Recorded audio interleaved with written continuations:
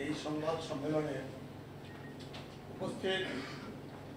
Bangladesh supreme কোর্টের appellate ডিভিশনের বিচারপতি সৈয়দ জিয়াউল করিম, মঞ্চে উপস্থিত ডক্টর মুজিব নিউবর্ন ফাউন্ডেশনের প্রতিষ্ঠাতা ডক্টর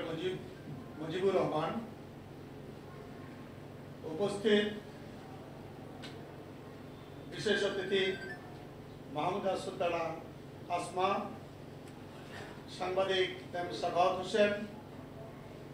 এবং প্রিন্ট মিডিয়া সহ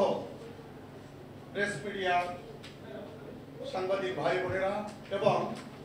আমন্ত্রিত অতিথি এবং বিশ্ববিদ্যালয়ে পড়ার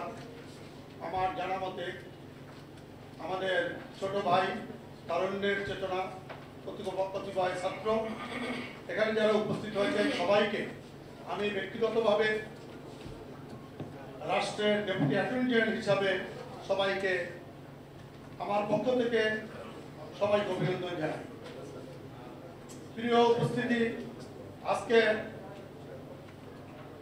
আমি এখানে প্রথম ঢুকে সঞ্চালকের মুখে যে কথাগুলো শুনেছি আমি সত্যি অভিভূত। এ কারণে যে এত সুন্দর করে যে কথাগুলো বলেছেন এবং যাদেরকে নিয়ে কথাগুলো বলেছেন এবং যিনি এটার হাল ধরেছেন, আজকে সেই ডক্টর মুজিবের প্রতি আমি ব্যক্তিগতভাবে অত্যন্ত কৃতজ্ঞ। কারণ এরকম একটা উদ্যোগ বাংলাদেশে ইতিপূর্বে ব্যক্তি পর্যায়ে কেউ কখনো করেছে কিনা আমি জানি না। আমরা জানি রাষ্ট্র থেকে, সরকার থেকে, এদেশের সমাজসেবা অধিদপ্তরের মাধ্যমে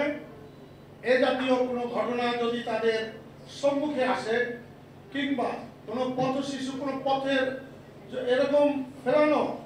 বা যাদের কোনো ঠিকানা নাই সেই ঠিকানাহীন তাদেরকে নিয়ে সমাজসেবা অধিদপ্তরের মাধ্যমে স্বল্প পরিসরে কিছু কাজ করার উদ্যোগ রাষ্ট্রে রয়েছে, কিন্তু ব্যাপক আকারে আজ পর্যন্ত সরকারের আইনের মধ্যে থেকে কোনো কিছু হয়েছে বলে আমার জানা নেই। তবে আমাদের বিশ্বাস আজকের এই ডক্টর মুজিবের এই নবজাতক নিউবর্ন ফাউন্ডেশনের মাধ্যমে সারা বাংলাদেশে সাংবাদিকদের মাধ্যমে একটা মেসেজ যাবে, যে মেসেজটা অবশ্যই রাষ্ট্রের কাছে যাবে, সরকারের নজরে আসবে এবং এ ব্যাপারে রাষ্ট্র সুন্দর একটা পদক্ষেপ নেবেন, একটা সুন্দর একটা দিক নির্দেশনমূলক আইনের মাধ্যমে রেখে একটা ব্যবস্থা নেবেন বলে আমি বিশ্বাস করি। তো আজকের এই উদ্যোগের জন্য আমি ডক্টর মুজিবকে ব্যক্তিগতভাবে বলবো যে ওনার এই উদ্যোগ নিশ্চয়ই এটা দেশের জন্য একটা বিশাল একটা মাইল ফলক। আমি তার এই যাত্রা আরো সুদৃঢ় হোক এবং তার এই অগ্রযাত্রা যেন তার মনের আশা এবং আমাদের বাংলাদেশে একটা রাষ্ট্র কাঠামোর মধ্যে রাষ্ট্র যেন তার এই ফাউন্ডেশনের দিকে দৃষ্টি রেখে দিন দিন তার অগ্রযাত্রা যেন